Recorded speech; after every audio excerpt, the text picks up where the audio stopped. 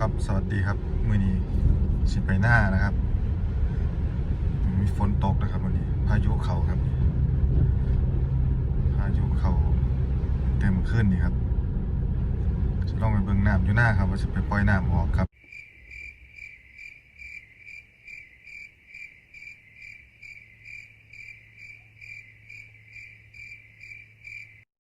เขาลม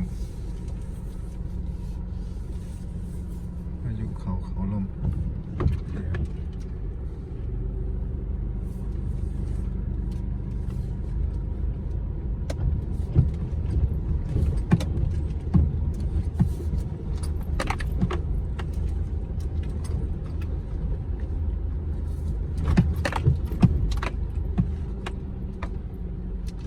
ลมมันขึ้นที่ลมครับเขาลมนะครับ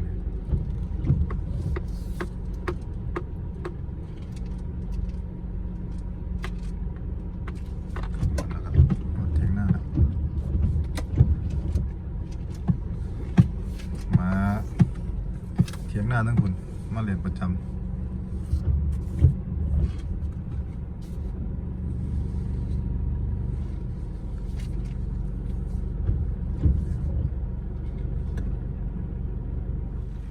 แม่ให้อาหารปลาฝนกันลิ้นปลาทับทิมปลาดุกไม่กระช่างปลาทับทิมก็ปลาหมอ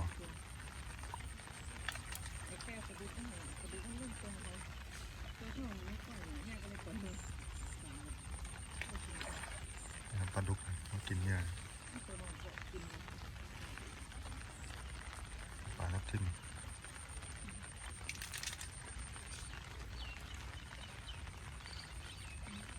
เดือนใหญ่ครับ2 เดือนก่อน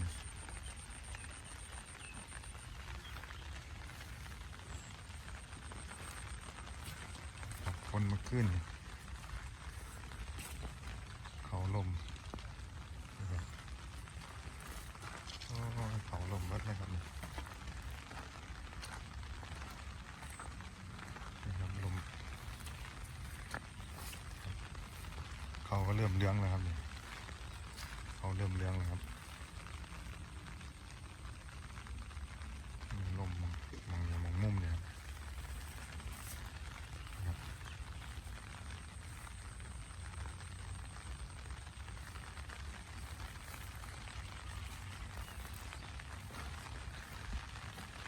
นี่เฮ็ดโต้งไว้ครับปล่อยน้ำครับปล่อยน้ำลงนะครับปล่อยน้ำลงปลาลงตรงเนี่ยครับปล่อยลงห่วย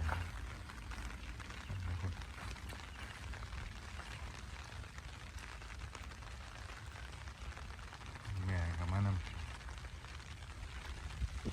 นี่สิปล่อยอยู่ซื้อนี่ครับนี่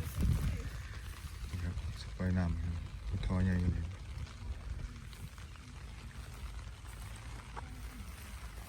นี่ครับเขาก็เลี้ยงเลยครับนี่เป็นเลี้ยงแล้ว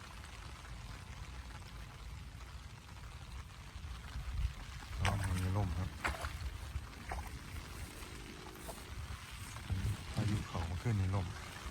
ตอนนี้ฝนยังลิ่นนะครับบรรยากาศดีครับเย็นนะครับเพราะว่าได้เข่าไปครับลมเบ็ดแล้วลมจะมองสูงๆครับทั้งบนบ่เคยลมครับต่ำลมจะซื้อนี่ครับ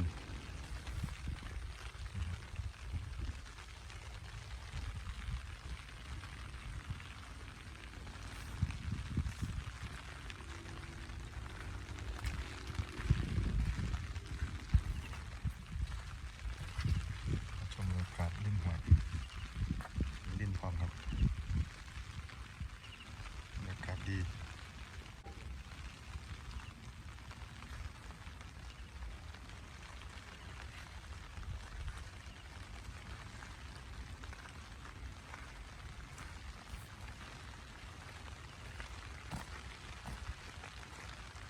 นี่ครับมา10 เดือนครับเนื้อตับไก่ ก็ว่าได้นะครับปลาก็กินเยอะเลยครับฝนตก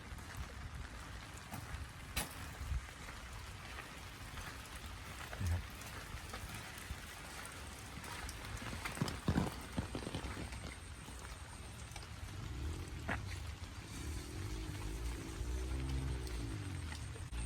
เดี๋ยวขออนุญาตไปปล่อยน้ำกันนะครับนี่ครับปล่อยน้ำเอาละครับนี่ครับผมคอใหญ่ครับ12 อยู่ปล่อยเอาละครับนี่น้ำเต็มขั้นครับ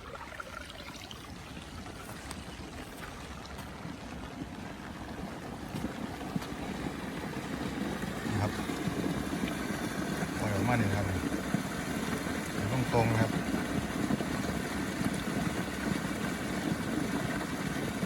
ตรงอยู่หวยครับลงอยู่หวยได้ครับ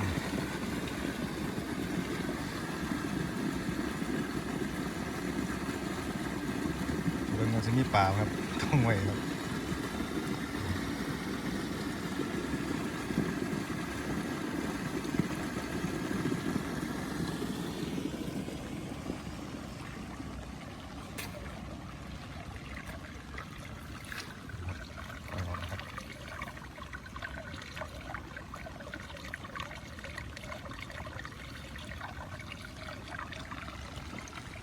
บรรยากาศฝนตก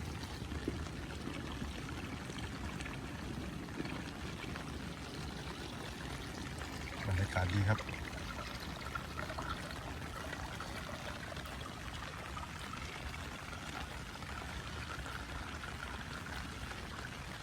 เดี๋ยวพายางเป็นเขาทั้งหมดครับ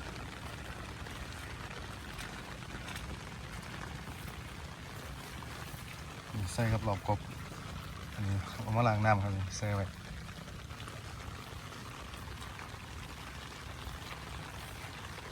โอ้โหเขาลมเขาก็เลี้ยงเลยครับเริ่มเลี้ยงละลมลมมาครับหล่นกันแท้ครับได้เบ็ดปล่อยออกกัน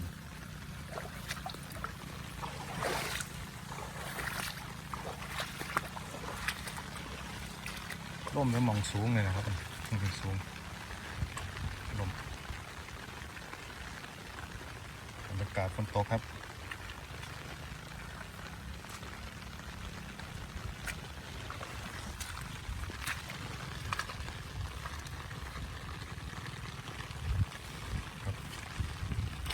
ชมบรรยากาศฝนตกพายุเข้าลมเราสิไปเบิ้งตรงทั้งหมดครับใส่ตรงทั้งหมดเลยนี่ครับมันเขาสูงพลมครับ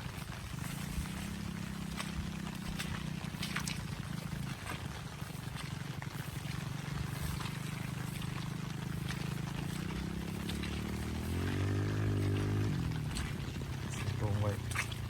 มาเบิ้งกันครับ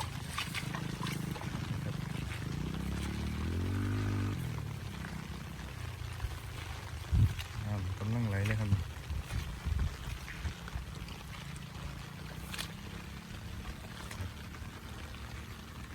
พยายามตรง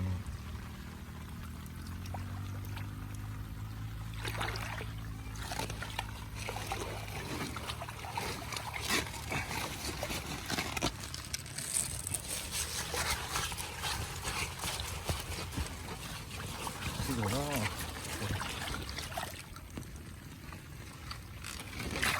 โอ้ปลาเข็งนะครับโอ้คืออยู่ตัวนี้ปลาเข็ง7-8 ตัวครับนี่โอ้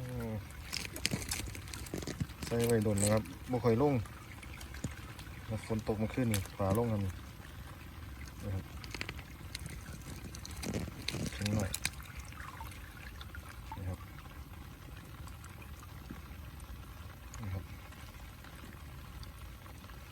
เดี๋ยวเอาปลาก่อนด้วยครับครับผม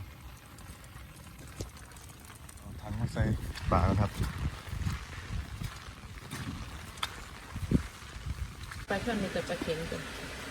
น้ำตรง ปลาหมอเนาะ มีแต่ปลาเข็งหน่อยครับ บ่หลายครับแต่ว่าลงเรื่อย เมื่อใดร้ายก็เป็นอย่างนี้ ๆนะครับ เดี๋ยวมันก็ลงเรื่อยๆแหละเพราะว่าฝนตกแบบนี้ทั้งวัน นะครับ อะยามเอาหมด ก็ได้มกเดี๋ยวคนอยู่ เฝ้า ครับ ปลาอยู่นี่แหละผม ครับ นอนเฝ้าปลาอยู่หน้านี่แหละ นี่ครับผมปลาที่ไหนมากครับก็ยามเรื่อยๆครับนี่ลงตรงไว้2ตรงครับนี่ปลาคอครับบริถ่ายวิดีโอครับเพราะว่าข้าได้เอาปลาอยู่ครับอันนี้กับปลาเค็งครับนี่ครับมาร่วมกันนะครับก็พ่อได้มกได้แกงอยู่ได้ครับนี่ครับพ่อได้กินอยู่ครับฝนเศร้าแล้วครับ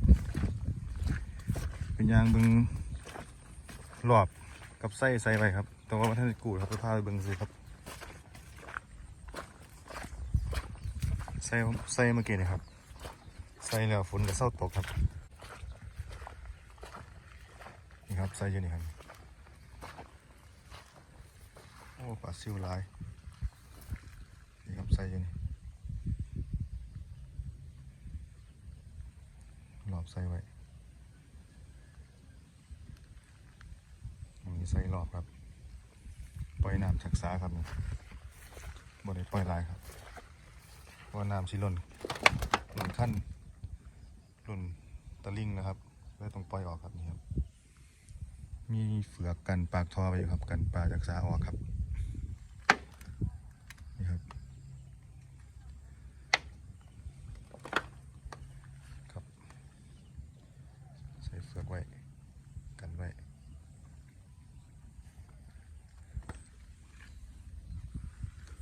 โอ้ปลาซิวเล่นน้ำหลายครับ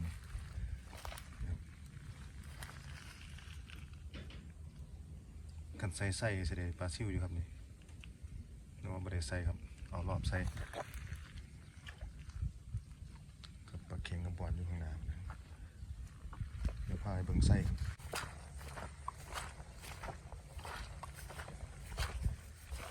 เขาหน้า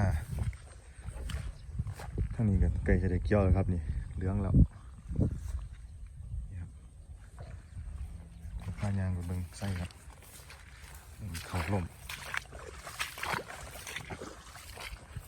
ฝนมันเขาลมกำลังสีเหลืองครับ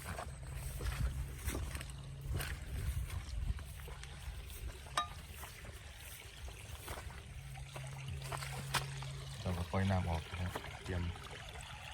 เกี่ยวแล้วครับ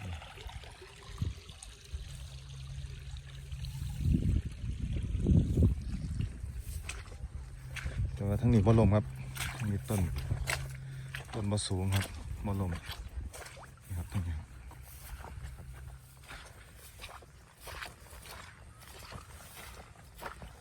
เขานี่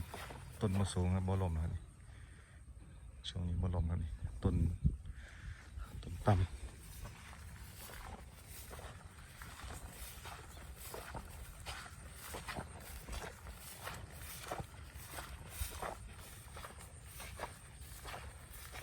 นี่ครับนี่ใส่ไปครับนี่ครับคูน้ำไหลครับใส่แล้วเมื่อกี้นี่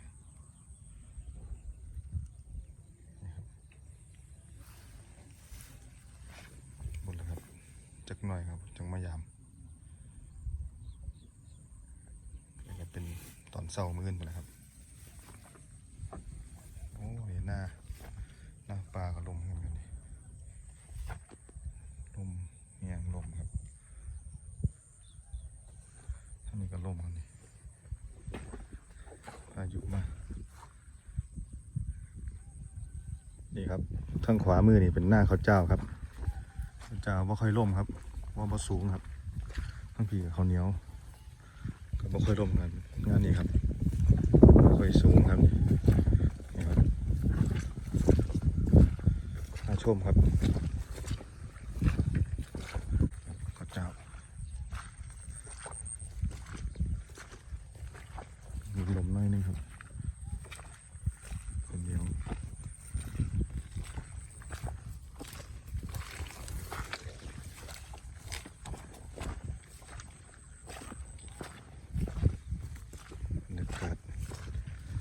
อากาศเย็นดีครับฝนชอบตกอากาศเย็นครับน้ำล้นขั้นแท่หน้าเนี่ยครับ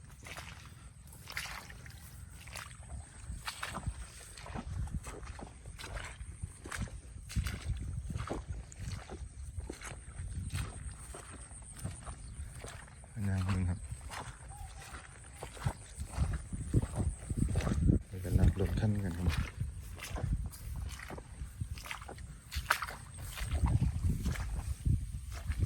นี่ครับ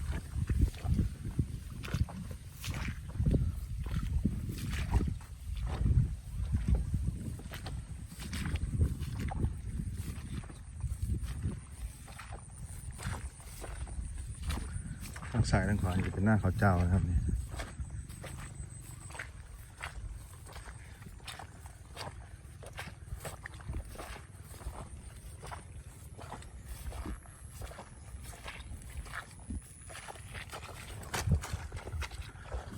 น้ำมันใส่ตรงนะครับตรงป่า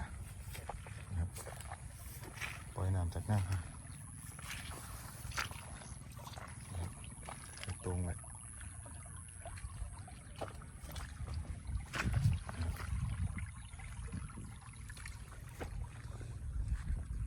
บรรยากาศทุ่งหน้านี่ครับก็เริ่มปล่อยน้ำแล้วนะครับเพราะว่าน้ำล้นขั้นนี่ขุดออกสิเลยครับขุดไปนะครับเพราะว่าน้ำล้นแล้วปล่อยระบายซอยครับเพราะว่าทางเทิงปล่อยน้ำลงมาครับครับหน้าเทิงครับปล่อยน้ำลงมาทีน้ำเราใส่ตรงครับ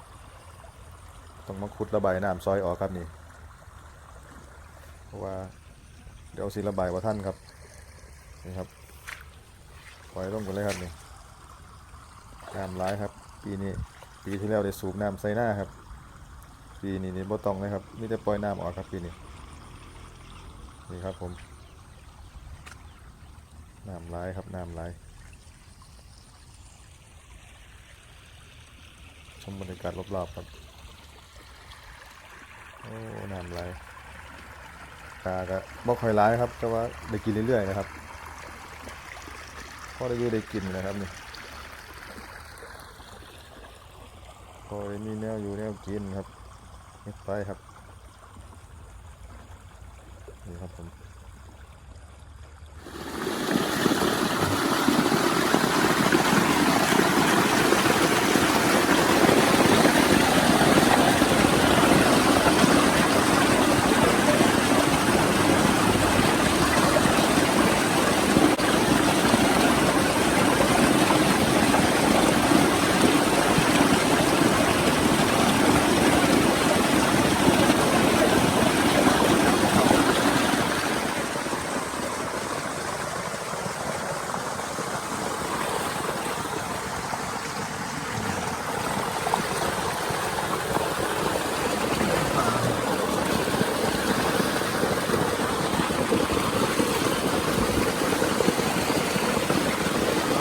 แต่ปลาซิว